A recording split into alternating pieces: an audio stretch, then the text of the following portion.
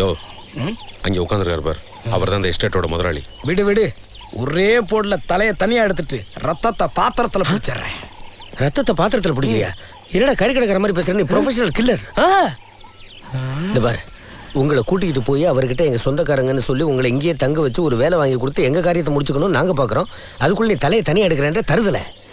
அவர் பக்கத்துல உட்காந்துருவார் ஒரு பொண்ணு, அந்த பொண்ணை தான் நீ போட்டு தள்ளுற. அந்த ஃபைலை கொடுத்து நீங்க மரியாதையா நடந்துக்கிட்டீங்கன்னா வேலை நிச்சயம். அவ்வளவுதான். வாங்கடா.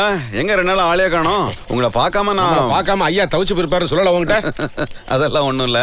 உங்களை பார்க்காம நான் 2 நாள் நிம்மதியா இருந்தேன்னு சொல்ல வந்தேன். ஐயா சும்மா அதெல்லாம் சொல்லாதீங்க. தான் ஆடாவிட்டாலும் தன் தசை ஆடுன்னு சொல்லுவாங்க.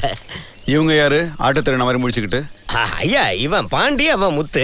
இந்த பாண்டி இருக்கானே, என்னடா ஆட்ட பத்தியே பேசிட்டு இருக்காங்க, நம்ம யாருன்னு கண்டுபிடிச்சாங்களா? நீங்களே கூட்டிட்டு சொல்லு ஐயா, சொல்லு ஐயா. படிச்சு முடிச்சிட்டு வேலை வெட்டி இல்லாம ஊர்ல சும்மா சுத்திட்டு இருந்தேன் சார். என்னுடைய படிப்புக்கும் அறிவுக்கும் திறமைக்கு தகுந்த மாதிரி ஒரு நல்ல வேலை போட்டு கொடுத்தீங்கன்னா எனக்கு கொஞ்சம் உதவியா. அப்படியா? நீ என்னப்பா படிச்சிருக்க? MBBS engineering. MBBS இன்ஜினியரிங் படிக்கணும்னு எங்க அம்மா அப்பா ஆசைப்பட்டாங்க. பட் நான் 3வது படிக்கும் போதே எனக்கு டெங்கு காய்ச்சல் வந்ததுனால என்னால சரியா எக்ஸாம் எழுத முடியாம 3வதோடவே. ஏண்டா 3வது படிச்சவனுக்கு என்னடா வேலை கொடுக்க முடியும்? ஐயா ஐயா ஐயா, நீங்க அப்படி சொல்லக்கூடாது.